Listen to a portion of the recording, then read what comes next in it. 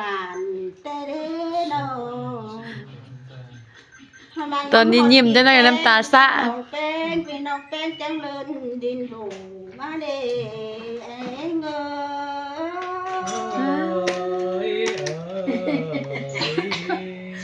ก็ต้องมีอันเซยจะสั่นเด้งำฮอดลาเก่งปีลาน้องลาจังเลยดิ้งเดินมาเด้โนเป็นได้หรอหลาอยู่เลย บ้าเถอะสาววัน เชือก ดูลาลานแป้งเมื่ออยู่บ้านจังคอยเบิ่งส่วนเฮาเอ็มเนอ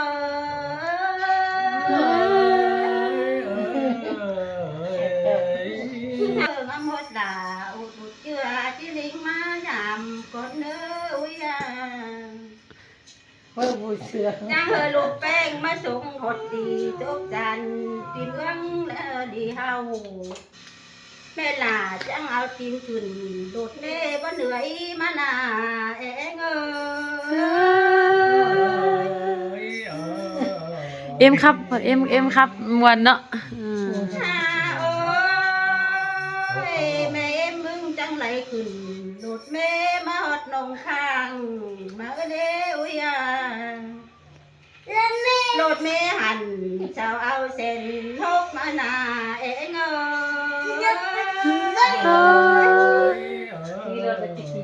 มาหอดเดินบินตีเรื่องบินกว้างเด้อุ้ยเอ้ยมาหอดเดินบินกว้างอันตีทางนี้เรือบินอันปีกว้างเด้เป้งเอ้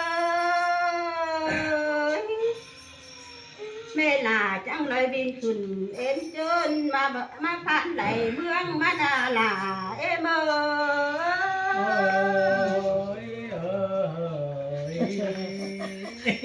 อันมาผ่านไหลเมืองไหลเมืองมาเต่าเกินเด้งเอ้ยจังเลยบินอันเต่ามาหอดเวียนจันดีนา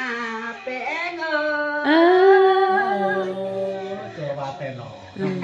อันนั้น ยังมาเห็นดูลาเก่งปีเชื่อดูลาเอ็ม เขา เอ้ เท่ ย เยอะวะ บ่มีเพิ่มเป็นช่างตัวแห้งงานเห่าแล้วก็ดูลาแม่เอ็มเอ้ย ครับแบบครับแต่จะพุ่นมาพี่เพิ่นได้หั่นเนาะ ดูลาเอ็มเอ้ยกับปีแป้งเอ้ยอันมาเต้นเจ้าอยู่นงลากันเวลาว่าเว้ยไหนนายมาเอ้ยอุ้ยมาเตะใส่น้องแป้งยังเว้ยไหลนางตักเดลาแป้งเอ้ย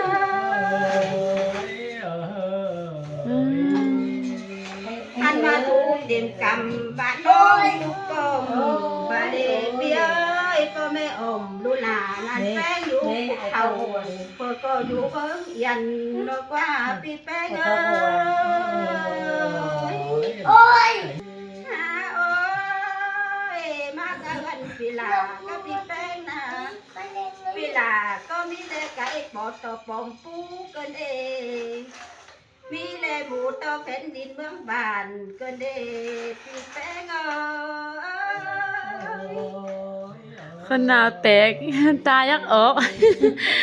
อันนั้นน้องด่ากับดันแป้งก็มาได้กินดวงกันเด้ ชื่อก็โห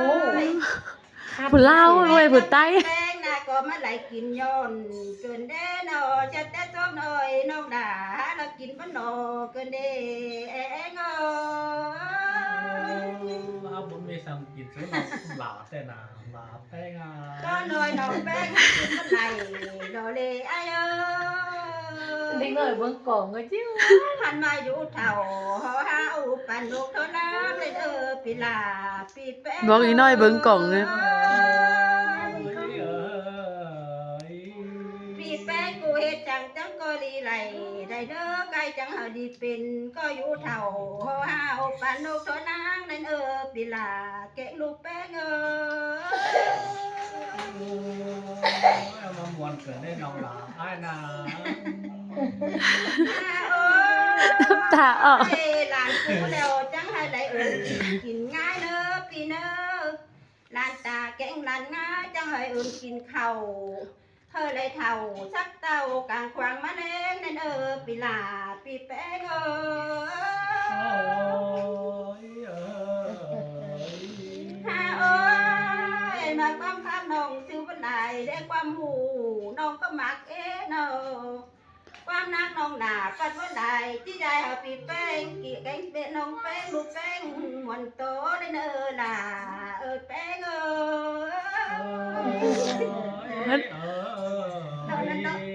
ไอ้เรื่อง เจอน้ำหนอง เจอเนอะไว้ปน ไอ้เรื่องใช่ป่ะฉันอยากให้ลุงห้องอันครับมาฉัน ปลาต้มต๊อกศิลปะใส่ขึ้นแล้วไม่เอา